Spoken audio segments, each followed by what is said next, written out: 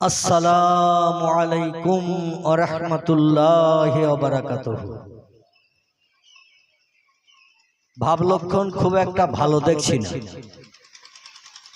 রাসূল বলছেন কোন মুসলমানের সঙ্গে যখন দেখা হবে, ফায়জা ফালতুমহু ও আফসুস সালামা বাইনাকুম। পবিত্র মুসলিম শরীফের হাদিস। নবীজি বলছেন কোন মুসলমানের সঙ্গে যখন সাক্ষাৎ হবে, দেখা হবে, দুনিয়াবি গল্পগুজব, দুনিয়াবি চিন্তা ভাবনার কথাবার্তা পরিত্যাগ করে কোন মুসলমানের সঙ্গে যখন চারি চক্ষের মিলন হবে, তোমরা প্রথম একটা কাজ করে নেবে। একটু বক্সের আওয়াজ কম করে দেন। প্রথম একটা কাজ প্রথমে করে নেবে, সেটি হলো একে অপরের সঙ্গে সালামের বিনিময় করে নেবে। সালাম দেয়া হলো সুন্নত, উত্তর দেয়া হলো ওয়াজিব। এখন আমি আপনাদের কাছে জিজ্ঞাসাবাদ করছি, সুন্নতের মর্যাদা দাম বেশি না ওয়াজিবের মর্যাদা দাম বেশি? কোনটার দাম বেশি? ওয়াজিবের মর্যাদা দাম বেশি। একটা মানুষ সালাম দিলে এসে সওয়াব পাবে 10টি। কটি? আরে ইতিকাফে নিয়ত করে এসেছেন নাকি সবাই? একটু কথা বলে। 10টি সওয়াব পাবে। আর যে লোকটি উত্তর দেবে সে সওয়াব পাবে 90টি। কটি? 90টি। তাহলে আমরা লাভে লোহা বইতে চাই, বিনা লাভে তুলোর বস্তা কেউ মাথায় নিতে চাই না। এই জন্য এখানে যখন সালামের বিনিময় করলে, যে লোকটি সালাম দিল সে সওয়াব পেল 10টি, আর যে লোকটি প্রত্যুত্তর দিল সে সওয়াব পেল 90টি। তাহলে 10টা বেশি না 90 বেশি? 90 বেশি। ছোট্ট বাচ্চা তথ্য দিয়েছে। 90টির মর্যাদা দাম বেশি এবং সংখ্যাও বেশি। তাহলে আমরা 90 নিতে রাজি না 10 নিতে রাজি? 90। আলহামদুলিল্লাহ। তো 90 যখন নিতে রাজি, এই 90টা সব নিতে গেলে উত্তর দিতে হয় আর ওয়াজিব আদায় হয়।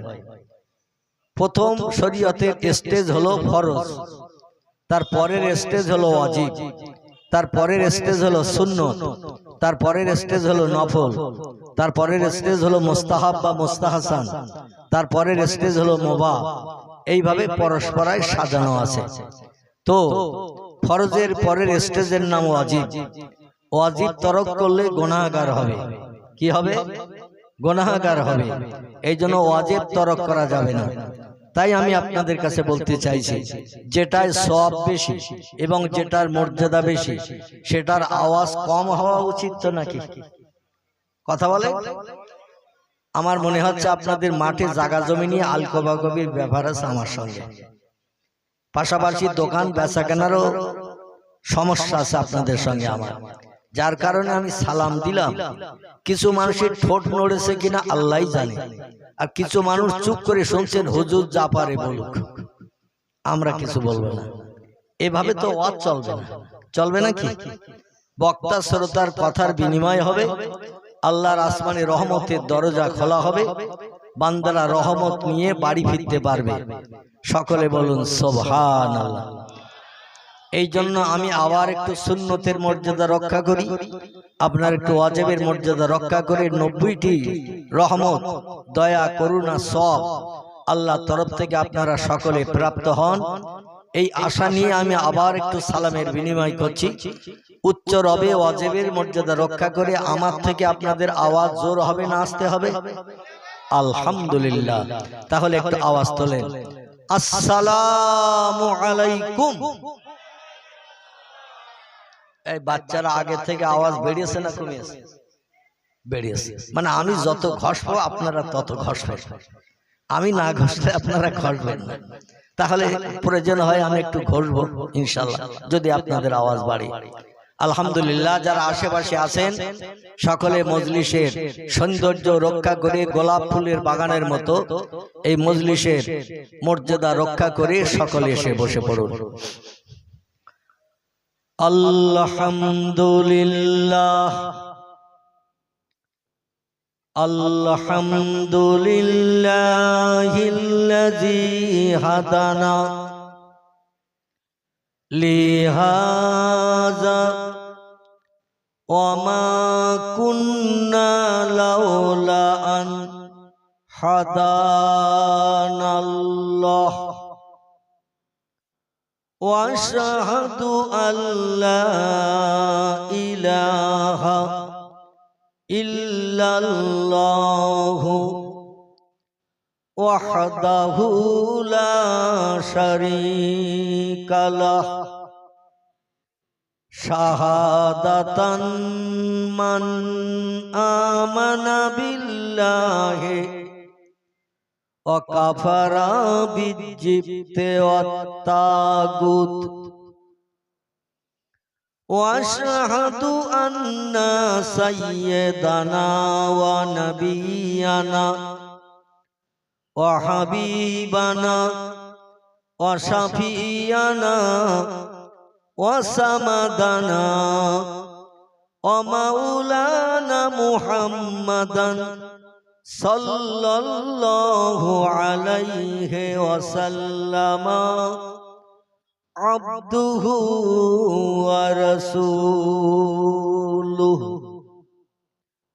নবিয়ুল মাকারিমিল আখলাকিল মাওসুফ ওয়াবিল কামালিল আওসাফিল মানউত ফাকাদ ক্বালা আল্লাহু তাআলা ফি কালামিহিল মাজিদ ওয়া ফিল ফুরকানিহিল হামিদ আউযু বিল্লাহি মিনাশ শাইতানির রাজিম বিসমিল্লাহির রাহমানির রাহিম হুয়াল্লাযী খালাকা লাকুম মা ফিল আরদি জামিআ وقال الله تعالى في آية أخرى ياسين والقرآن الحكيم إنك لمن المرسلين على صراط مستقيم وقال الله تعالى في آية أخرى والشمس والقمر بحسبان والنجم والشجر يسجدان وقال الله تعالى في آية أخرى رب المشرقين ورب المغربين فبأي آلاء ربكما تكذبان সকলে গলা ছেড়ে উচ্চ রবে প্রাণ খুলে আওয়াজ তুলে বলুন আল্লাহু আকবার। হয়নি বাচ্চারা, তোমরা একটু আওয়াজ তোলো। তোমাদের তো এখনো টেস্টিস হয়নি, মান সম্মান যাবে না, তোমাদের আত্মসম্মানে বাধাও লাগবে না। যাদের বয়স 30-40-এর কোটা পেরিয়ে গেছে, আমি হাজার বললেও তাদের কণ্ঠের আওয়াজ অধমের কান পর্যন্ত আসবে না। তোমরা যখন বড় হবে তখন আর বলতে হবে না, এখন ছোট আছো, কেউ ফাঁকি দেবে না। তোমরা যদি আওয়াজ তোলো, চাচা দাদারা চুপ করে বসে থাকতে পারবে না, তারাও একটু অন্তত ঠোঁট নাড়বে। ঠিক না ভুল? আর ঠোঁট যদি চাচা দাদারা নাড়ে আল্লাহর নামের আওয়াজ তুলতে, তাহলে আওয়াজ আরো একটু বাড়বে না বাড়বে না? বাড়বে। আল্লাহ পাক সমস্ত সৃষ্টির ভিতরে এই মনুষ্য জাতিকে ইনসান জাতিকে তাম সৃষ্টির ভিতরে সেরা করে বানিয়েছেন। এজন্য আমরা খুশি না অখুশি? তাহলে খুশির একটু নমুনা দেখাতে হবে আল্লাহর নামের আওয়াজ তুলে, আল্লাহু আকবার বলে। মুয়াজ্জিন যখন মসজিদে আযান ধ্বনি শুরু করে প্রথম কি বলে? আলহামদুলিল্লাহ। তাহলে এখানে আপনাদের মনও আছে, দেহ আছে।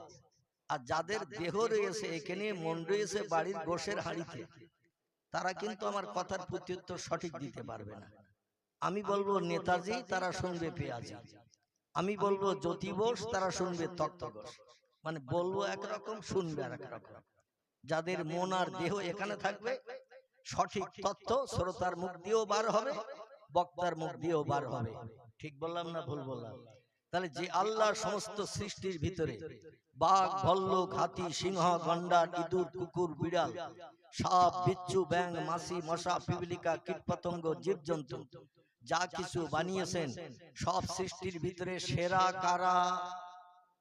সেরা মানুষ তো বটে, বরং বলুন আমরা। ঠিক না ভুল? আমরা তো সেই মনুষ্য জাতি। আমরা যখন সৃষ্টির সেরা হয়েছি, আমরা গরুর মতো কি হুম্বা করব? ছাগলের মতো প্যাপা করব? বিড়ালের মতো ম্যাও ম্যাও করব? তাহলে সৃষ্টির শ্রেষ্ঠ হতে পারবো? আমরা সৃষ্টির শ্রেষ্ঠ হতে পারবো না। পৃথিবীতে এই মানুষ ছাড়া যত সৃষ্টি আছে, এই আল্লাহু আকবার ধ্বনি এত সুন্দর আর কোন সৃষ্টি বলতে পারে? কেউ পারে না। তাহলে আল্লাহ যখন সৃষ্টি শ্রেষ্ঠ আমাদের করেছেন, শ্রেষ্ঠত্বের মর্যাদা এই মজলিসে আমরা বসে দেব। রাজি আছেন তো? আচ্ছা, এখানে যদি তাস খেলা হয়, কবার আল্লাহু আকবার বলে খেলা শুরু হয়। যদি এখানে ক্যারাম বোর্ড খেলা হয়, এধারে গুটি ওধারে, ওধারে গুটি এধারে, এইভাবে শুধু আপ ডাউন যদি করে, কবার সুবহানাল্লাহ পড়ে ক্যারাম বোর্ড খেলা শুরু হয়? কথা বলে। যেখানে ফুটবল খেলা হয় সেখানে কবার কলেমা শরীফ পড়ে খেলা শুরু হয়? যেখানে ক্রিকেট খেলা হয় কবার সেখানে আলহামদুলিল্লাহ বলে খেলা শুরু হয়? যেখানে ফাংশন হয়, নাচ ডান্স হয়, বিভিন্ন ধরনের নারীদের উলঙ্গ দেহ, পুরুষদের বিভিন্ন ধরনের আচরণ, আখলাক, চোখের চাউনি, গালের মুস্কি হাসি দেখানো হয়, সেখানে কবার আল্লাহর নামে তাসবিহ পাঠ করা হয়? দুনিয়ার কোন জায়গায় হয় না, কেবলমাত্র এই বেহেশতের বাগানে আল্লাহর নামের জপ জিকির হয়। কথাটা ঠিক না ভুল? তাহলে এই মজলিসে আল্লাহর নামের জপ জিকির যদি আমরা না করি, আর কোন জায়গায় চায়ের দোকানে টেলিভিশন দেখার সময় পড়া হবে তো নাকি সুবহানাল্লাহ, আলহামদুলিল্লাহ, লা ইলাহা ইল্লাল্লাহ পড়া হবে?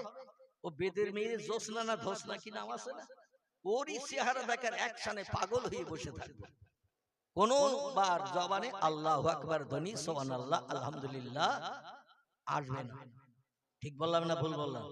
তাহলে এবার একটু গলা ছেড়ে উচ্চ রবে সৃষ্টি শ্রেষ্ঠ জাতির মর্যাদা আমরা রক্ষা করতে রাজি আছি না নাই? একটু জোরে একবার আওয়াজ তুলুন, নারায়ে তাকবীর, নারায়ে তাকবীর। খেয়াঘাট মসজিদ প্রাঙ্গণের মহান ইসলামী জলসা, খেয়াঘাট মসজিদ প্রাঙ্গণের মহান ইসলামী জলসা, ওলামায়ে কেরামগণ, শ্রোতা মণ্ডলীগণ, নারায়ে তাকবীর, আলহামদুলিল্লাহ। এই যে গলা ছেড়ে চিন্তা ভাবনা মুক্ত হয়ে লজ্জা না পেয়ে আল্লাহর নামের আওয়াজ তুলেছেন, হাসরের মাঠে আল্লাহ আওয়াজটা যেন কম্পিউটার মেশিনে কোড করে রেখে আল্লাহু আকবার ধ্বনির আওয়াজ তোলার ইজ্জতে হিসাব নিকাশ বিহীন আল্লাহ যেন তার দয়ার জান্নাত, জান্নাতুল ফেরদাউস আপনাদের হালাল বানিয়ে দেন। একটু জোরে বলা যাবে না আমিন?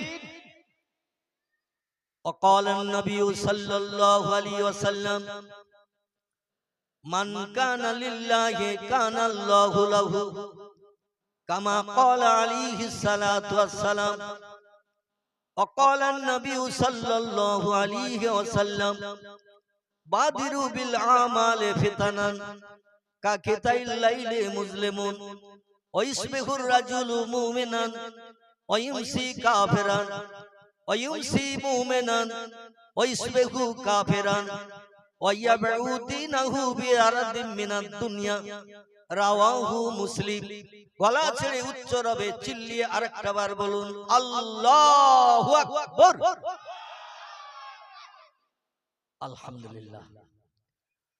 وقال الله تعالى في شان حبيبه إن الله وملائكته يصلون على النبي يا أيها الذين آمنوا صلوا عليه وسلموا تسليما اللهم صل على سيدنا مولانا محمد وعلى آله مولانا মাসে চিনল নবীজিকে মাসে চিনল নবীজিকে গাছে চিনল নবীজির উম্মত হইয়া চিনিলাম না কো চিনিল বনের হরিণী আল্লাহুম্মা সাল্লি আলা সাইয়্যিদিনা মাওলানা ওয়া আলা আলি সাইয়্যিদিনা মাওলানা। নখস্তি আবু বকর নখস্তি আবু বকর পীরে মুরিদ ওমর পঞ্জাহাবার পাস দিল এ মুরিদ খেরেদ মন্দে ওসমান সবই জিন্দাদার চাহারাম আলী শাহে দুলদুলে সওয়ার বালাগাল উলা বেকামালিহি কাশফাত দুজা বেজামালিহি হাসনাত জামিউ খিসালিহি সাল্লু আলাইহি ওয়া আলিহি। সকলে বলুন আলহামদুলিল্লাহ। আমরা আল্লাহর নামের একটু প্রশংসা করলাম, পয়গম্বর মুহাম্মদ রাসূলুল্লাহ স্মরণে আমরা একটু দরুদ ও সালাম পাঠ করলাম। আল্লাহ কঠিন মুসিবতের দিন এই আল্লাহর নামের প্রশংসা নবীর মহব্বতের দরুদ ও সালামের বিনিময়ে আল্লাহ আমাদের যেন জান্নাত হালাল বানিয়ে দেন। সকলে বলুন আমিন। আমার ভাইরা, আমি পাক কালাম কোরআন মজিদ থেকে গোটা কয়েক আয়াত শরীফের টুকরা আপনাদের কাছে পরিবেশন করেছি এবং প্রিয় নেতা রাহবার কামলিওয়ালা যার মধুর নাম আল্লাহ কোরআনই কোট করেছেন, বিসমিল্লাহির রহমানির রহিম, ওমা মুহাম্মাদুন ইল্লা রাসূলুন কদ খালাত মিন ক্বাবলিহির রাসূল। জোরে বলুন আল্লাহু আকবার। আল্লাহ বলেন বিশ্ববাসী তাম পৃথিবীতে ৪৫০০০-এর উপরে ধর্মাবলম্বীর বসবাস চলছে। তাম পৃথিবীতে বর্তমান দেশের সংখ্যা ২৫৬টির মতো। এই ২৫৬ দেশের জনসংখ্যা ৮৫০ কোটির উপরে। এই ৮৫০ কোটি মানুষের ভিতরে ধর্মের সংখ্যা চলছে ৪৫০০০-এর উপরে। প্রত্যেকটি ধর্মাবলম্বীদের একজন ধর্মীয় নেতা আছে না নাই? কম বেশি আমরা এই পশ্চিম বাংলার মানুষ কিছু ধর্মের নাম জানি এবং ধর্মীয় নেতারও নাম জানি। হিন্দু ভাইদের একজন ধর্মীয় নেতা আছে, নাম তার রামকৃষ্ণ পরমহংসদেব। বৌদ্ধদের একজন ধর্মীয় নেতা আছে, নাম তার গৌতম বুদ্ধ। ইহুদিদের একজন ধর্মীয় নেতা আছে, নাম তার মোজেস বা মুসা। খ্রিস্টানীদের একজন ধর্মীয় নেতা আছে, নাম তার ঈসা বা যিশু। শিখেদের একজন ধর্মীয় নেতা আছে, নাম তার মিস্টার গুরু নানক। আমাদের ধর্মীয় নেতা আছে না নাই? আছে। আমাদের ধর্মীয় নেতার নাম কে একটু গলা ছেড়ে বলুন। আমাদের ধর্মীয় নেতার নাম আসলে মন এখানে নেই, মনে হচ্ছে খোকার মার্কাজ চলে গেছে, যার কারণে এত সুন্দর একটা প্রশ্ন রাখলাম আর সকলের মুখে প্রশ্নের উত্তর সবসময় বিড়বিড় করছে। ঠিক বললাম না ভুল বললাম? যে নেতার নাম আমাদের জবানে সবসময় বিড়বিড় করছে, সেই নেতার নাম বলতো আমরা হাত রাখছি। কি নাম বলি? আল্লাহু আকবার। আল্লাহ বলছেন ওমা মুহাম্মাদুন ইল্লা রাসূলুন। মুহাম্মদ নামধারী একজন ব্যক্তিকে আমি রসুল করে, প্রফেট করে, মেসেঞ্জার করে, পথ প্রদর্শক করে, বার্তা বাহক হিসাবে দুনিয়ার শান্তি পরকালের মুক্তির দিশারি বানানোর জন্য একজন ব্যক্তিকে আমি সর্বশেষে পৃথিবীতে পাঠিয়েছি।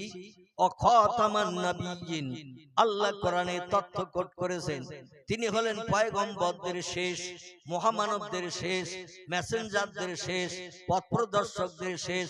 কিয়ামত অবধি পশ্চিম দিকে সূর্য ওঠা পর্যন্ত আর কোন মহামানবের আবির্ভাব পৃথিবীতে হবে না। ইনি হলেন শেষ। নাম তার কোট করে দিলাম যাতে তোমাদের চিনতে, বুঝতে, মান্যতা দিতে সুবিধা হয়। ৩,৫০০ মতান্তরে ৪,৫০০ ধর্মাবলম্বীদের এই নেতাদের ভিতরে সেরা নেতাকে, আদর্শবান নেতাকে, এই পৃথিবীতে মহান মহাপুরুষ হিসাবে বিবেচিত কে? সব নেতাদের পাশে থাকতে হবে, তাদের ২-১ মাসের জীবনাতি ইতিহাস একটু নাড়াচাড়া করতে হবে, তাদের সঙ্গে ঘুরতে হবে, বসতে হবে, খেতে হবে, ঘুমাতে হবে, তারপর একটা নেতা কেমন চেনা যাবে। ঠিক বললাম না ভুল বললাম? ২ দিন ৫ দিন কারো পাশে থাকলে তার প্রকৃত আদর্শ কোনোদিন চেনা যাবে না। ঠিক কি না? এই জন্য আল্লাহ বললেন চিনতে তোমাদের জীবন শেষ হয়ে যাবে। ৪,৫০০ ধর্মাবলম্বী নেতার ভিতরে কোন নেতাটা সেরা, কে শ্রেষ্ঠ মহামানব, কে সেরা আদর্শবান পুরুষ, এক এক করে যদি ২-১ মাস করে প্রত্যেক নেতার পিছনে সময় দাও, ৮৭ বছরে বুড়ো হয়ে মারা যাবে। সব নেতার আদর্শ তুমি দেখার সুযোগ পাবে না, জানার সুযোগ পাবে না, যাচাই করার সুযোগ পাবে না। এই জন্য তোমাদের যাতে কষ্ট পরিশ্রম করতে না হয়, সেরা নেতাকে চিনতে যাতে সুবিধা হয়, এই জন্য আমার সত্য কোরআন, ওই কোরআন নেতার নাম কোট করে দিলাম। আল্লাহ কোরআনে রামকৃষ্ণ পরমহংস দেবের নাম লেখেনি, বুদ্ধ দেবের নাম লেখেনি, গুরু নানকের নাম লেখেনি, মহাবীরের নাম লেখেনি, আচার্য কেশব চন্দ্রের নাম লেখেনি, যীশু খ্রিস্টের নাম লেখেনি, মোজেসের নাম লিখেনি। আমার বাইরে আল্লাহর নাম লিখে দিয়েছেন একজন ব্যক্তির, তার নাম হলো মুহাম্মাদুর রাসূলুল্লাহ। জোরে বলুন একটু সুবহানাল্লাহ। ও বিশ্ববাসী, আমি মুহাম্মদ নামধারী একজন ব্যক্তিকে রসুল করে, প্রফেট করে, মহামানব করে, মেসেঞ্জার করে, পথ প্রদর্শক হিসাবে, বার্তা বাহক হিসাবে শান্তির বার্তা তোমাদের কাছে পৌঁছে দেওয়ার জন্য একজন ব্যক্তিকে পৃথিবীতে পাঠালাম। আরবি ভাষায় আমার কোরআনে তার নাম কোট করে দিলাম মুহাম্মাদুর রাসূলুল্লাহ। জোরে বলুন একটু সুবহানাল্লাহ। আমার ভাইরা, স্যার রাধাকৃষ্ণ সর্বপল্লী বলছেন, we cannot deny that the conception of brotherhood in Islam transcends all barriers of race and nationality, a feather which does not character any other religions. জোরে বলুন একটু মারহাবা। ডক্টর রামনারায়ণ শাস্ত্রী বলছেন, I can assure them that Hindustan will become Islamistan in the near future. Make Hindustan into Islamistan is my message to the Indian Muslims. It is the key to the solution of all Indian ills. জোরে বলুন একটু মারহাবা। Doctor Manabendranath Roy বলছেন, learning from the Muslim Europe become the leader of modern civilisation. ভারতের হিন্দু ভাইদের ঘরের কীর্তি সন্তান। মুসলমানদের নাম বলবো না, মুসলমানদের নাম বললে হয়তো কিছু ভিন ধর্মাবলম্বীরা বলবে যে মোল্লাদের নামে তো বাহ বাহ দেবে, ভালো ভালো কথা বলবে, এই জন্য ভিন ধর্মাবলম্বীদের কথা বলছি। পাঞ্জাবিদের ধর্মীয় নেতা যিনি, নাম তার মিস্টার গুরু নানক, তিনি বলছেন সাধু সমাজকারক ব্রাহ্মণ গাজী পীর ও কুতুবগণ অশেষ উপকার করাইতে পারবেন যদি তারা ইসলামের নবীর প্রতি একটু ভক্তি ভরে দরুদ শরীফ পাঠান। জোরে বলা যাবে কি একটু সুবহানাল্লাহ? আর একটু জোরে বলুন মারহাবা। প্রিয় নবী মুহাম্মদ রাসূলুল্লাহ সম্পর্কে বিভিন্ন উচ্চ শিক্ষিত হায়ার এডুকেটেড পণ্ডিতরা, এমনকি ডক্টর এইচ.এম. হার্ট, ইউরোপ মহাদেশের উচ্চ শিক্ষিত বিশ্ববিখ্যাত একজন জ্ঞানী পণ্ডিত, লোকটির নাম হলো ডক্টর এইচ.এম. হার্ট। তিনি একটি বই লিখেছেন, বইটির নাম দিয়েছেন ইংরেজিতে, ইংরেজির নাম হলো দ্য 100। কি নাম বল? বইটির নাম হলো দ্য 100, মানে 100। 100 নামের একটা বই লিখেছেন তিনি। তাম পৃথিবীতে দামি দামি মানুষ যারা হাজার হাজার লক্ষাধিক মানুষের ভিতর থেকে ছাঁটাই করে বাছাই করে 100 জন মানুষের জীবনী তার ভিতরে লিপিবদ্ধ করেছেন বইটার নামের মর্যাদা রক্ষার জন্য। তাই বইটির নাম দিয়েছেন 100। লেখকের নাম মাইকেল এইচ.এম. হার্ট। এই বইটি লিখে তিনি বললেন 100 মানুষের জীবনে লিখে বইটা সম্পূর্ণ করব। এই বইয়ের ভিতরে ভালো ভালো মানুষের জীবনে লিখব, মানুষ পড়ে তাজ্জব হয়ে যাবে কোন ব্যক্তি পৃথিবীতে কেমন ছিল। এখন বই শুরু করার সময় ধন্দে পড়ে গেলেন ডক্টর এইচ.এম. হার্ট। যিশুর জীবনী প্রথম লিখব না আমি মোজেসের জীবনী প্রথম লিখব, না রামকৃষ্ণ পরমহংসদেবের জীবনী প্রথম লিখব, না মহাবীরের জীবনী প্রথম লিখব, আচার্য কেশবচন্দ্রের জীবনী প্রথম লিখব, না গুরু নানকের জীবনী দিয়ে প্রথম বই স্টার্ট করব। এই চিন্তা ভাবনা নিয়ে শুরু করলেন দাড়ি পাল্লায় এক একজনের জীবনী নিয়ে ওজন করা। যার পাওয়ার মর্যাদা সম্মান পৃথিবীতে অধিক, তার জীবনীটা দিয়ে প্রথম বইটা শুরু করলে বইয়ের মর্যাদা রক্ষা হবে, বইয়ের দাম রক্ষা হবে। এইভাবে প্রত্যেকটি ব্যক্তির জীবনী নিয়ে দাড়ি পাল্লায় ওজন করতে শুরু করলেন। ওজন করতে করতে একজন ব্যক্তির দাড়ি পাল্লার মণিকাটাটা সব থেকে বেশি ঝুঁকে গেল। তিনি অন্য কেউ নয়, রামকৃষ্ণ পরমহংসদেব নয়, বুদ্ধদেব নয়, চৈতন্যদেব নয়, গুরু নানক নয়, মহাবীর নয়, আচার্য কেশবচন্দ্র নয়, মোজেস নয়, যিশু নয়, সক্রেটিস নয়, বালক ব্রহ্মচারী নয়। তিনি হলেন মক্কার জ্যোতি, মদিনার বাতি, আব্দুল্লাহ তনয়, আমিনার নয়নের মণি। তার নামটাকে একটু জোরে বলেন। আপনাদের নামের আওয়াজ আমার কানে খুব ভালো লাগেনি, আমি মনে করছিলাম আরো একটু উচ্চ আওয়াজ আমার কানে লাগবে। আচ্ছা, আজকে তাবারুক খারাপ আছে না ভালো আছে? হ্যাঁ, ভালো। তার তাবারুক যখন ভালো আছে, আওয়াজ তো সেই হিসেবে একটু ভালো হওয়া উচিত। নবীর নাম যদি বেহেশতের বাগানে আমরা বলতে কুণ্ঠাবোধ করি, কবরে পরীক্ষা এসে বলবেন মান নবীও কা, এটা বলবে না, বলবে না। একটা মানুষ বলেন যে ওটা বলবে না, কবরে প্রশ্ন হবে কটা? 3টে মাত্র। কটা?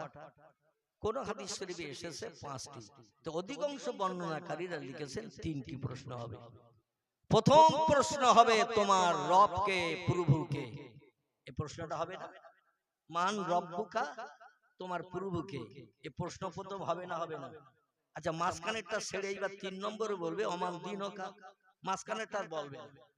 এরা হবে তো নাকি? সেই খোদার কসম 3টে প্রশ্ন। নবী, আম্বিয়া, ওলি, আউলিয়া। এই পৃথিবীতে আর নবী আসবে না, তবে ওলি আউলিয়া কিয়ামত পর্যন্ত আসবে। আমলে সালেহাকারী শহীদান যারা শহীদ হবে, সকলের কবরে এই 3টে প্রশ্ন করা হবে। বান্দা যদি আল্লাহ প্রেমিক হয়, আল্লাহ তরফ থেকে প্রশ্নের উত্তর দেয়া হবে, তার উত্তর দিতে হবে না। তাই প্রশ্ন থেকে রেহাই কেউ হবে না। 2 নম্বরের প্রশ্ন হলো অমান নবীকা, তোমার নেতা নবী কে ছিল, কার নেতৃত্ব দুনিয়ায় ভালোবেসে মেনে চলেছিলে? এই প্রশ্ন যদি তারা করে, উত্তর লাগবে না লাগবে না? একটু কথা বলেন। উত্তর লাগবে। তা উত্তর যখন লাগবে তখন নবীর নাম ছাড়া অন্য কোনো নাম বলা যাবে তো? বলা যাবে না। তাহলে আজকের একটু নবীর নামটা বললে আল্লাহ কবরে হয়তো ওই নামটা আমার কণ্ঠ দিয়ে আবার চালু করে দিতে পারে, ঠিক না ভুল? তাহলে যে নবী তাম পৃথিবীর হাজার হাজার মানুষের ভিতর থেকে সেরা মানুষ হিসাবে বিবেচিত হওয়ার কারণে ডক্টর এইচ.এম. হার্ট যার জীবনী দিয়ে প্রথম বই লেখা শুরু করলেন, তার নাম হলো আমাদের সাইয়্যিদুল আম্বিয়া, রাহমাতাল লিল আলামিন, খাতামান নবিয়্যিন, শাফিয়াল মুজনাবিন, রাহিতুল আশিকিন, মুরাদুল মুস্তাকিন, সিরাজুস সালিকিন, মিসবাহুল মুকাররাবিন, জাদ্দুল হাসান আল হুসাইন, আবিল কাসিম, যার মধুর নাম মুহাম্মাদুর রাসূলুল্লাহ। আমি আপনাদের কাছে কসম খেয়ে যাই, নবীর নাম যে লোকটি বিড়বিড় করে পড়বে তার জন্য কিন্তু বিপদের আশঙ্কা আছে। এজন্য নবীর নাম আমি একটু গলা ছেড়ে উচ্চ রবে পাঠ করব। এতে যদি আমাদের প্রাণও যায় আমরা রাজি আছি না নাই? আলহামদুলিল্লাহ। আমাদের প্রাণও যদি দিতে হয় তাতেও আমরা রাজি, কারণ বাঁচলে গাজী, মরলে আল্লাহু আকবার। শুধু বাঁচলে গাজী, মরলে শহীদ, এই কথাটাও আমরা এখনো শিখি নাই। আল্লাহু আকবার। মরলে শহীদ, আর দ্বীনের জন্য, কোরআনের জন্য, ইসলামের জন্য লড়াই করে যদি বেঁচে যাই আমরা গাজীর উপাধি পাবো। জোরে বলুন একটু সুবহানাল্লাহ। শহীদের মর্যাদা কি? শহীদের মর্যাদা হলো কোন ব্যক্তি কোরআনের জন্য, মসজিদের জন্য, মাদ্রাসার জন্য, ইসলামের জন্য মাথার টুপি, মুখের দাড়ি, গায়ের লম্বা জামা দেহে রাখতে যে যদি হিংসুক মার্কা কোন মানুষের হাতে তার প্রাণ চলে যায়, লোকটি আল্লাহর দরবারে শহীদি মর্যাদা পাবে। কি মর্যাদা? শহীদি মর্যাদা পাবে। আর এই শহীদি মর্যাদাকারীদের প্রথম ফ্যাসিলিটি শুনুন, দুনিয়ার যত মানুষ মারা যাচ্ছে, ওলি আউলিয়া, গওস, কুতুব, নকিব, আবদাল, শহীদ ছাড়া আর যত দলের মানুষ আছে, আমলে সালেহাকারী, নামাজি, পরেজগার, মুসল্লি, ইমানদার, মুমিন, সবার মরণের পরে নতুন কাপড়ের কাপড় পরাতে হয়, ঠিক না ভুল? গোসল করিয়ে জীবনের শেষ কাপড়টা সেলাইবিহীন নতুন কাপড় পরাতে হয়। কিন্তু যারা আল্লাহর রাস্তায় প্রাণ দেবে, পয়গম্বর সরাসরি নিজেই জানিয়ে দিয়েছেন ওদের কোনো নতুন কাফনের কাপড় দেওয়ার দরকার নাই। যে কাপড় পরিহিত অবস্থায় মৃত্যুবরণ করেছে, দেহের রক্ত জামা কাপড়ে মেখে ভিজে আছে, ওই রক্ত মাখা জামা কাপড়ই তারে কবর দাও, নতুন কোন কাফনের কাপড় দিতে হবে না, এমনকি গোসল পর্যন্ত করানোর দরকার হবে না। জোরে বলুন সুবহানাল্লাহ। আরে কি মর্যাদা আল্লাহ দিয়েছেন শহীদকে। দুনিয়ার পানি দিয়ে গোসল করাতে হবে না, আল্লাহ প্রয়োজনে হযরতে হানজালার মতো তার লাশকে জান্নাতি ফেরেশতা দিয়ে, কাউসারের পানি দিয়ে আল্লাহ গোসল করিয়ে দেবে। আমার ভাইরা, এই ব্যক্তিদের কবরে দেওয়ার শুধু সময়টুকু বাকি। কবরে লাশ দাফন করে দিলে আল্লাহ তরফ থেকে পরীক্ষকেরা যখন কবরে আসবে প্রশ্ন করবে, মান রব্বুকা ওমান নবিয়ুকা ওমান দীনুকা। আল্লাহ বলবেন, ফেরেশতারা আমার বান্দা শান্তির ঘুমাচ্ছে, শান্তির বিছানায় আমার বান্দা ঘুমাচ্ছে, ঘুম ভাঙিও না, কোন প্রশ্ন বান্দার কাছে করিও না, উত্তর আমি আল্লাহ দিয়ে দিচ্ছি। হযরত রাবিয়া বসরি নাম শুনেছেন? যদিও তথ্যটা না দিলে হচ্ছে না, তাই দিচ্ছি আমার বক্তব্য অন্যদিকে। পয়গম্বর মুহাম্মদ রাসূলুল্লাহ সম্পর্কে বক্তব্য, তথ্যটা এইটুকু একটুখানি দিচ্ছি এই জন্য কারণ কবরের কথা এসেছে। তাই রাবিয়া বসরির জীবনীতে লেখা, এই রাবিয়া বসরি যখন ইন্তেকাল করলো, মারা গেল, কিছু আল্লাহওয়ালা মানুষ কবরের পাশে যে দাঁড়িয়ে বাহ্যিক চোখ দুটো বন্ধ করে অন্তরের চোখটা চালিয়ে কবরের ভিতরে নজর করছে। যাকে ইলমে লাদুন্নি বলা হয়, ইলমে মারিফাতি তত্ত্ব অবলম্বনকারী বলা হয়। আমার ভাইরা, অন্তরের চোখ যারা খুলে নিয়েছে, অন্তরের কান পৃথিবীতে থাকতে যারা খুলে নিয়েছে, এই রকম কিছু ব্যক্তি তার কবরের পাশে দাঁড়িয়ে আছে, বাহ্যিক চোখ বন্ধ করে অন্তরের চোখ কবরে চালিয়েছে। লাশ দাফন হয়ে গেছে, লোকজন লাশ দাফন হয়ে গেলে কবরের স্থানে থাকে আর কেউ থাকে? লাশ দাফন হয়ে গেলে লোকজন বাড়ির দিকে প্রত্যাবর্তন করে ফিরে যায়। সব লোকজন চলে গেছে, পাহাড়ের উপরে রাবিয়া বসরির কবর করা হয়েছে। লোকজন যখন চলে গেল, তিরমিজি শরীফের হাদিস, আল্লাহর পয়গম্বর বলছেন 40 কদম মানুষের যখন লাশ দাফন করে বাড়ির দিকে প্রত্যাবর্তন করে, কবরে দুইজন পরীক্ষক এসে হাজির হয়ে যায়। এসেই বলে, কুম বিজনিল্লাহ ইয়া আব্দুল্লাহ, ও আল্লাহর বান্দা, আল্লাহর বান্দি, কে তুমি ঘুমিয়ে আসো? কারণ মরণের পরে মানুষ চির ঘুমে ঘুমায় না, ঘুমায় না। মরণের পরে জেগে থাকে কেউ, কথা বলে কেউ, খেতে চায় কেউ, সব তার জন্য বন্ধ। দেহ থেকে আজরাইল প্রাণ বার করে নিয়েছে। তাই আমার ভাইরা, যদি কোনো মানুষ জিন্দাবস্থায় থাকে, তারে কবর দিতে নিয়ে গেলে কে কে যেতে চাবে একটু হাত তুলে বলেন। জিন্দাবস্থায় আসি, আমার কবরে দিতে যাচ্ছে অ্যাডভান্স 4 দিন আগে, যে তুমি তো মরিয়ে যাবে, কঠিন রোগে আক্রান্ত, মরিতে যাবে 4 দিন 6 দিন পরে, তো চলো 4 দিন আগে কবরে দিয়ে আসি। কে কে যেতে চান একটু হাত তোলেন তো দেখি। আল্লাহু আকবার। আমরা কেউ যেতে চাইবো না, কারণ দুনিয়ার মোহমায়ায় পতিত হয়েছি, দুনিয়ার প্রেমে আসক্ত হয়েছি, বিবি বাচ্চার প্রেমে আমরা আসক্ত। এই জন্য এই দুনিয়ার জমিন আমরা কেউ ছাড়তে চাই না। আল্লাহ নবী বলছেন, ও দুনিয়ার মানুষ তোমরা শোনা, দুনিয়া জিফাতুন তলাবুহাল কেলাব, পৃথিবী হলো পচা গলা লাশ। যে দুনিয়ার প্রেমে পাগল হয়ে মত্ত হয়ে শয়তানের আদর্শ অনুসরণ অনুকরণ করছে, এই দুনিয়া হলো পচা গলা লাশ। আরে আসক্তকারী হলো কুকুরের দল। কুকুরের নাকে পচা গন্ধ যদি লাগে, কুকুর কি ঘরের বারান্দার কাছে চুপ করে শুয়ে থাকবে? পচা গন্ধ যদি কুকুরের নাকে লাগে, ও তালাশ করবে কোন জায়গা থেকে মালের গন্ধ আসতেছে, ঠিক কি না? সেইখানে যাবে, ফ্রির মাল গপাগপ খেতে থাকবে। পচা গলা লাশ কুকুর যেমন খাওয়ার জন্য পাগল, দুনিয়াদারিতে যারা মত্ত হয়ে পরকাল ভুলে গেল, এরা কুকুরের ভাইরা ভাই হয়ে গেল।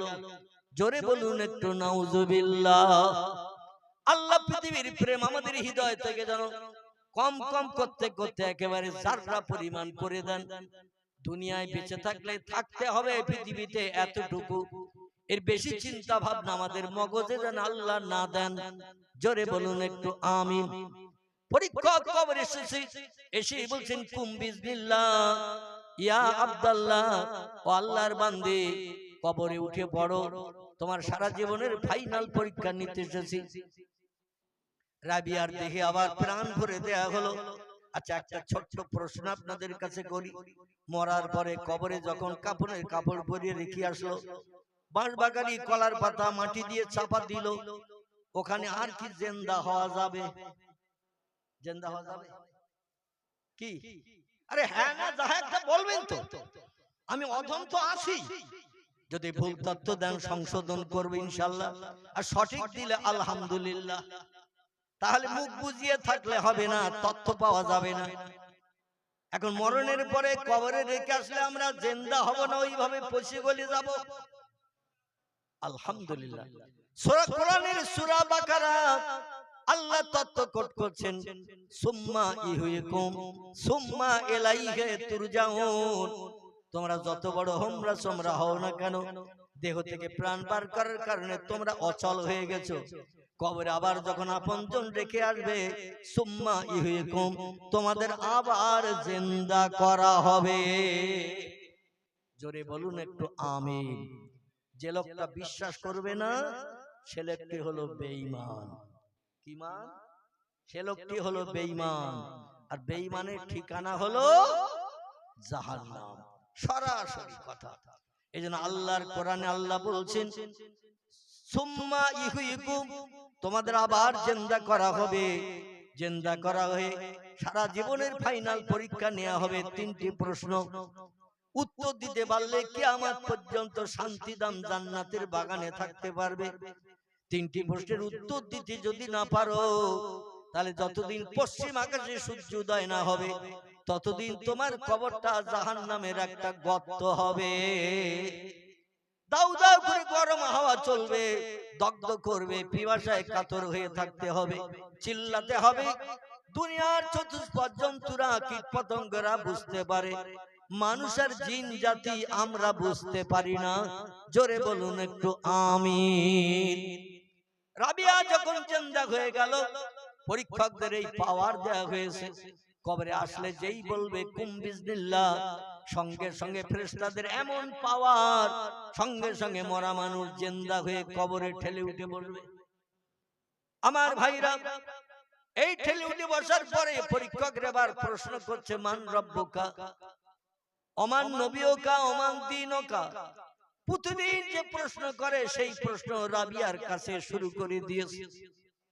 রাবিয়া বলছেন, মান আনতা মাসমুকা, ইয়া আখি, তোমরা কারা, তোমাদের নাম পরিচয় কি আগে বলো। আচ্ছা, দুনিয়ার কোন দেশের মানুষ পরীক্ষকেরা প্রশ্ন করতে আসলে এমনটা জিজ্ঞাসা কেউ করেছে? দুনিয়ার কোন মানুষ এমন জিজ্ঞাসা কেউ করেনি, তোমরা কারা, তোমাদের পরিচয় কি, তোমাদের নাম কি। এই প্রশ্ন পৃথিবীর কোন দেশের মানুষ করেনি। একজন মানুষ করেছেন এই প্রশ্ন, তিনি হলেন ইরাকের বসরা নগরীর অধিবাসী, যার নাম রাবিয়া বসরি। জোরে বলুন একটু সুবহানাল্লাহ। পরীক্ষকরা বলছে, এ আবার কি সর্বনাশ, আমরা এসেছি প্রশ্ন করতে, শিক্ষক পরীক্ষক, আর উনি হলেন পরীক্ষার্থী। মাধ্যমিক চলছে না, মাধ্যমিক পরীক্ষা চলছে না, মাধ্যমিক পরীক্ষা চলছে। সরকারি তরফ থেকে প্রশ্নপত্র দেয়া হবে, প্রশ্নপত্র দেখে মগজ ধোলাই করে লিখতে হবে। ওখানে কেউ সাহায্য করতে পারবে? যেমন পড়ে আসবে তেমন লিখবে। এটাই হলো পরীক্ষার ফলাফল, প্রতিফল। রাবিয়া উল্টো প্রশ্ন করছেন, আমি প্রশ্নের তোমাদের উত্তর পরে দেব, আগে আমার প্রশ্নের উত্তর দাও, তোমরা কারা, তোমাদের নাম পরিচয় কি। ওরা বলছেন, নাহনু মালাইকা, আমরা আল্লাহর ফেরেশতা। বলে, মা ইসমুকি, নাম কি বলো। বলে, ইসমি মুনকির, ইসমি নকির। আমাদের দুইজনের নাম, একজনের নাম মুনকির, একজনের নাম নকির। রাবিয়া বলছেন, মা হালুকে, কি জন্য তোমরা এসেছো, মা আখবারুকে, কি খবর, কি জন্য এসেছো। বলে, আমরা সব মানুষের কবরে আসি মরণের পর, পরীক্ষা জিজ্ঞাসা করি, তাই প্রথম প্রশ্ন করলাম, মান রব্বুকা, তোমার প্রভুকে। উত্তর দাও। সঠিক উত্তর যদি দিতে পারো আল্লাহু রাব্বি, তাহলে প্রথম প্রশ্নের উত্তর সঠিক হলো, পরীক্ষায় তুমি ফার্স্ট ক্লাস, ফার্স্ট হলে। উত্তর দাও। রাবিয়া বলছেন, তোমরা এসেছো কোথা থেকে। বলে, আমরা এসেছি আসমান থেকে। এলা সামা, আমরা আসমানের উপরে থাকি। আল্লাহ যখন হুকুম করেন আমরা ইসমে আজম পাঠ করে ডানা মেলে জমিনে নামি। জোরে বলুন একটু সুবহানাল্লাহ। আল্লাহর আসমানে থাকি, আল্লাহ যখন কোন হুকুম করেন, ওয়ায়াফআলুনা মা ইউমারুন, আল্লাহ যখন কোন হুকুম আমাদের করে আমরা একটু চিন্তা ভাবনাও করি না, আল্লাহর হুকুম মানলে আমাদের লাভ হবে না লস হবে, এই চিন্তাও পর্যন্ত আমরা করি না। কারণ আমাদের খাওয়া নাই, পেশাব নাই, পায়খানা নাই, ঘুম নাই, স্বামী স্ত্রী মিলন নাই, বাচ্চা কাচ্চার চিন্তা নাই। আমরা সর্বদাই দৈনন্দিন 24 ঘন্টা আল্লাহর হুকুমের মান্যতা দেওয়ার জন্য অপেক্ষায় থাকি। জোরে বলুন সুবহানাল্লাহ। তো বলছি, এসেছো কোথা থেকে। বলে, সামা, আসমান থেকে এসেছি। বলে, আসমান থেকে কোথায় এসেছো। বলে, আপনার কবরে এসেছি ফাইনাল পরীক্ষা নেওয়ার জন্য। রাবিয়া বলছেন, তোমরা আসমান থেকে পৃথিবীর কবরে এসেছো পরীক্ষা নিতে, আর আমি কোথায় আসি তোমরা জানো।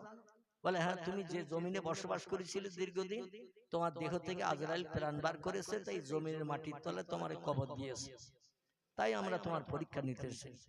রাবিয়া বলে, আমি কতটা মাটির তলায় আছি। বলছে, 3 হাত কি 2.5 হাত, এক কথায় মেয়েদের বুক সমান, ছেলেদের নাভি সমান, এরকম গর্ত করা হয়তো নাকি? ছেলেদের নাভি সমান, মেয়েদের একটু বুক সমান গর্ত করা, কারণ মেয়েরা হাইটে শর্ট, ছেলেদের থেকে মেয়েরা হাইটে শর্ট, এই জন্য ওদের বুক সমান গর্ত করলেই মোটামুটি ছেলে মেয়েদের কবর প্রায় একই রকম গর্ত, বরং একটু বেশি গর্ত হয় নাকি? রাবিয়া বলছেন আমি ছিলাম জমিনে, এসেছে 3 হাত কি 3.5 হাত মাটির তলায়, আর তোমরা ছিলে সেই আসমানে, সেইখান থেকে লক্ষ লক্ষ মাইল পথ ভ্রমণ করে এই পৃথিবীর জমিনে এসে গেছো। আমার ডিস্টেন্স বেশি না তোমাদের ডিস্টেন্স বেশি? বলছে আমরা বহু পথ অতিক্রম করে এসেছি। বলে তোমরা বলো তামাম সৃষ্টির মালিক কে? ওরা বলছেন তামাম সৃষ্টির মালিক হলো আল্লাহু রাব্বি, আমার মহান পূর্ব আল্লাহ হলেন সব সৃষ্টির মালিক। জোরে বলুন একটু সুবহানাল্লাহ। রাবিয়া বলছে এত দূরের পথ অতিক্রম করে এসেছো, তোমরা মালিকের নাম এখনো ভুলনি, আর আমি কেবল 3.5 হাত মাটির তলায় জমিন থেকে এসেছি, আমি কি আল্লাহর নাম ভুলে গেছি নাকি? প্রশ্ন বুঝেছে? বলছে আমি এই 3 হাত মাটির তলায় ঢুকলাম, এইটুকু পথ অতিক্রম করলাম, এতেই কি আমি আল্লাহর নাম ভুলে গেছি? এ ফেরেশতারা, তোমরা একটু ডানা মেলে ইসমে আজম পাঠ করে উড়ে যাও। আমি উত্তর দিলে উত্তর আল্লাহর কাছে গ্রহণীয় হবে কিনা জানি না, বরং আমি আল্লাহর কাছ থেকে একটু শুনে এসো। জোরে বলা যাবে না একটু সুবহানাল্লাহ? আমি আল্লাহর কে আমার কাছে জিজ্ঞাসাবাদ না করে আল্লাহর কাছে একটু শুনে এসো, আল্লাহর কোন আপনজন আমি আছি। ফেরেশতারা বলে তো সাংঘাতিক প্রশ্ন, আল্লাহর কাছে জানতে হবে না? বলে না, তাহলে আমার আর উত্তর দিতে হবে না, আল্লাহই উত্তরটা সঠিক দিয়ে দেবে। জোরে বলুন সুবহানাল্লাহ। আল্লাহর সঙ্গে একত্বতা, প্রেম, মহব্বত, ভালোবাসা রাবিয়ার কত গাঢ়তর থাকার কারণে উনি বললেন যে মালিকের নাম শুনতে এসেছো, আমার কাছে মালিকের নাম না শুনে মালিকের কাছে যে জিজ্ঞাসা করো আমি মালিকের কে। জোরে বলুন একটু সুবহানাল্লাহ। ফেরেশতারা বলছে যুক্তিটা খারাপ না, এখানে আর কথা বলা সম্ভব হবে না, চল ইযহাব, বেরিয়ে চল। মাহবুদের দরবারে আমরা জিজ্ঞাসা করি যে বান্দির কবরে পাঠিয়েছো, বান্দি উল্টো প্রশ্ন ছুড়ে দিয়েছে। এখন আল্লাহ ওই বান্দিটার আপনি চেনেন নাকি? বান্দি এইরকম একটা জিজ্ঞাসা করেছে আমাদের। ফেরেশতারা ইসমে আজম পাঠ করে ডানা মেলে উড়ে গেলেন। আমার ভাইরা সিদরাতুল মুনতাহা পর্যন্ত যে ওখান থেকে টেলিফোন করলেন, আওয়াজ করলেন, ইলহাম করলেন, মাহবুদ রে এরকম বান্দির পাল্লায় জীবনে পড়িনি। প্রশ্ন করি কেউ উত্তর দিতে পারে, কেউ বা দেয় না, গ্যাংড়াতে থাকে, কিন্তু এই বান্দি এমন চটপটে বান্দি, আমাদের প্রশ্ন করার আগে প্রশ্ন ছুড়ে দেয় যাতে আমাদের প্রশ্নের উত্তর দেওয়ার দরকার না হয়।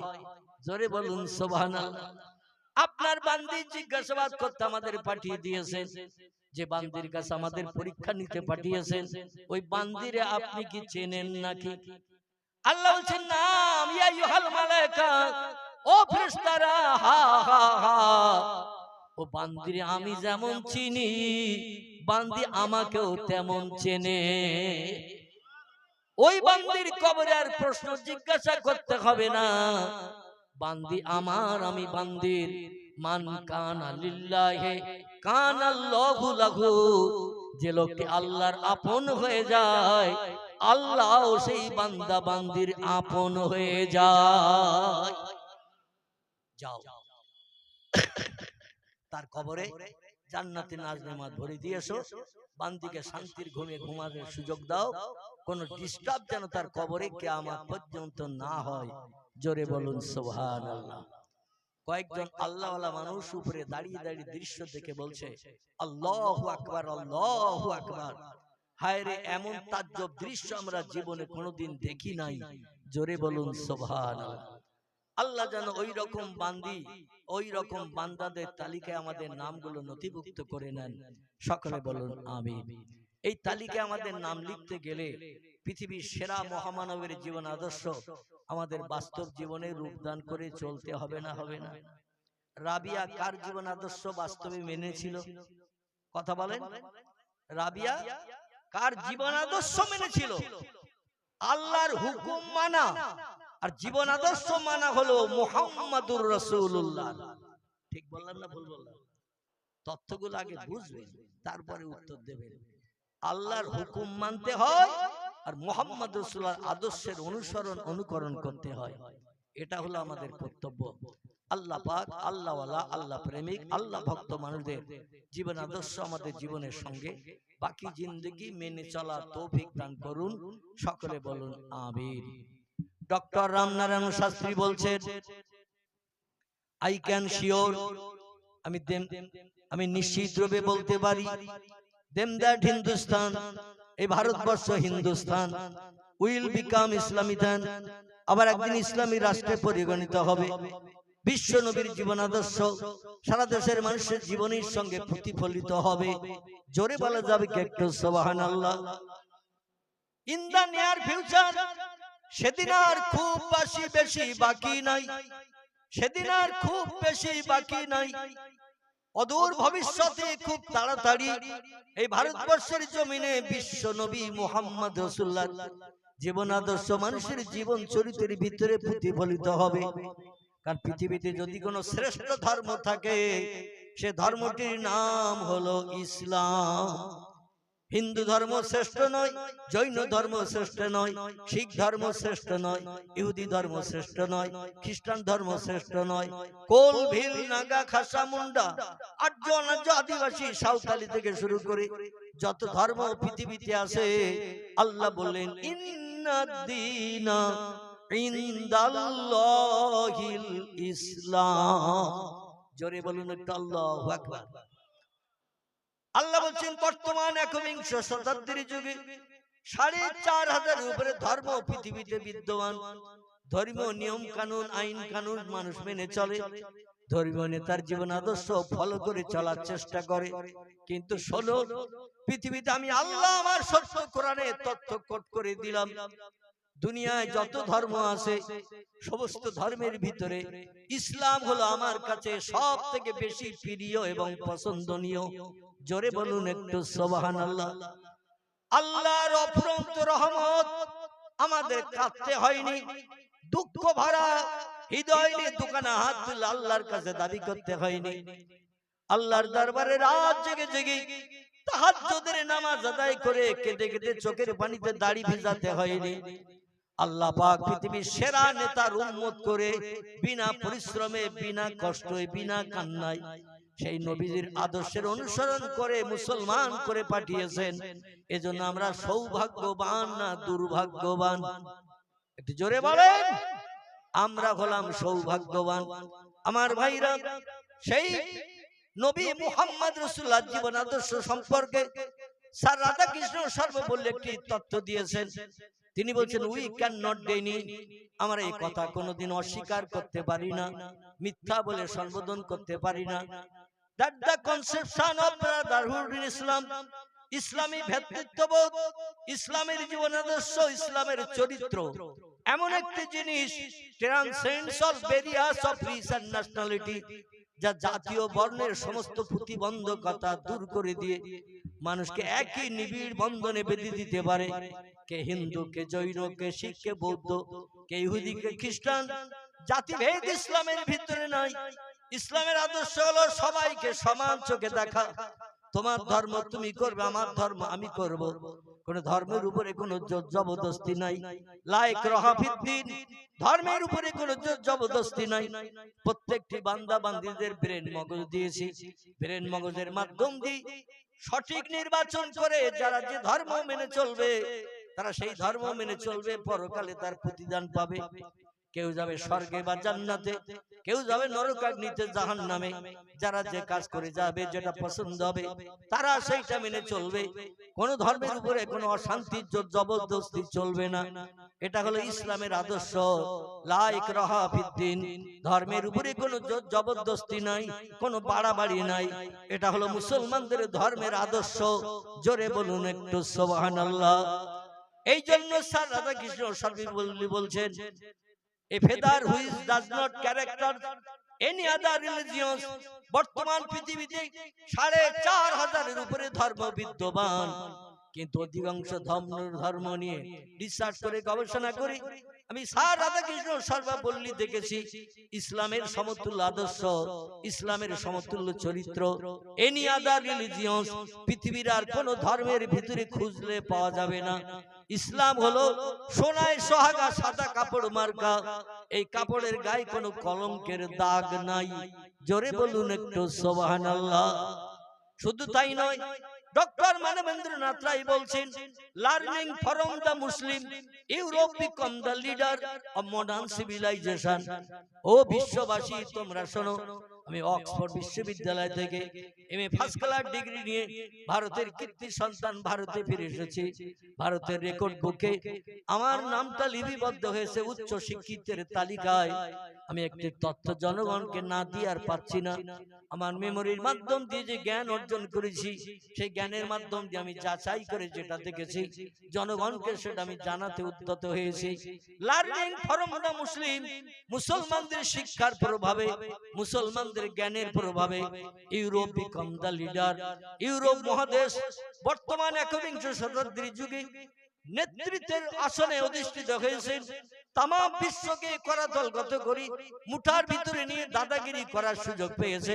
অব মডার্ন সিভিলাইজেশন, আধুনিক সভ্যতার যুগে, আধুনিক সভ্যতার যুগে, আধুনিক জ্ঞানের যুগে তাম বিশ্বকে মুঠার ভিতরে পুরে নিয়ে দাদাগিরি করা, নেতৃত্ব করার সুযোগ পেয়েছে একমাত্র ইউরোপ আমেরিকা মহাদেশের মানুষেরা। মুসলমানদের শিক্ষা যদি সৌদি আরব থেকে আমেরিকায় না যেত, ইউরোপ মহাদেশে যদি না যেত, ওরা কোনোদিন দাদাগিরি করার সুযোগ পেত না। জোরে বলুন একটু মারহাবা, নারায়ে তাকবীর। উনি বললেন মুসলমানদের শিক্ষা ইউরোপ মহাদেশ আসার কারণে শিল্প বিপ্লব তৈরি হয়েছে, মিল কলকারখানা তৈরি হয়েছে, যন্ত্রপাতির পাঠশালা বানানোর সুযোগ হয়েছে। একমাত্র কোরআনের জ্ঞান আর পয়গম্বর মুহাম্মদ রাসূলুল্লাহর জ্ঞান।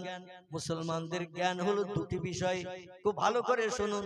মুসলমানদের জ্ঞান হলো দুটি বিষয়ের উপরে, একটির নাম হলো আল কোরআন, একটির নাম হলো আল হাদিস। কোরআন হলো আল্লাহর বাণী, হাদিস হলো পয়গম্বরের বাণী।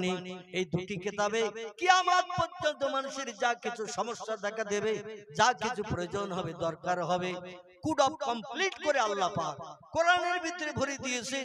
নতুন কোন পুস্তকের প্রয়োজন হবে না। পয়গম্বর মুহাম্মদ রাসূলুল্লাহ জবানি ছাড়া নতুন কোন হাদিসের কিতাবের সংকলন করার দরকার হবে না। এই দুটি কিয়ামত পর্যন্ত মানুষের জন্য যথেষ্ট। জোরে বলুন একটু সুবহানাল্লাহ, নারায়ে তাকবীর। কোরআন হলো মহাবিজ্ঞান।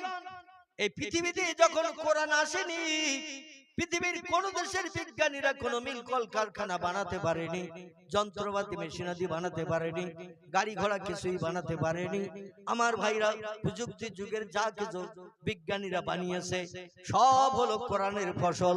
যদি বলেন হোয়াট ইজ দ্য ডকুমেন্ট, তার বাস্তব তথ্য প্রমাণ কি, তাহলে আপনাকে নিয়ে যাব একটু কোরআন পাকের 22 পারার শেষে। কোথায় বললাম? কোরআন পাকের 22 পারার শেষে আল্লাহ একটি সূরা কোট করে দিয়ে দিয়েছেন। সূরাটির নাম হলো সূরাতুল ইয়াসিন। জোরে বলুন একটু সুবহানাল্লাহ। আল্লাহ 1450 বছর আগে সূরা ইয়াসিনে তথ্য কোট করেছেন। বিসমিল্লাহির রহমানির রহিম, ইয়াসিন আল কুরআনিল হাকিম। জোরে বলুন আল্লাহু আকবার। আর একটু জোরে বলুন আল্লাহু আকবার। আমরা শুধু কোরআন পড়ি।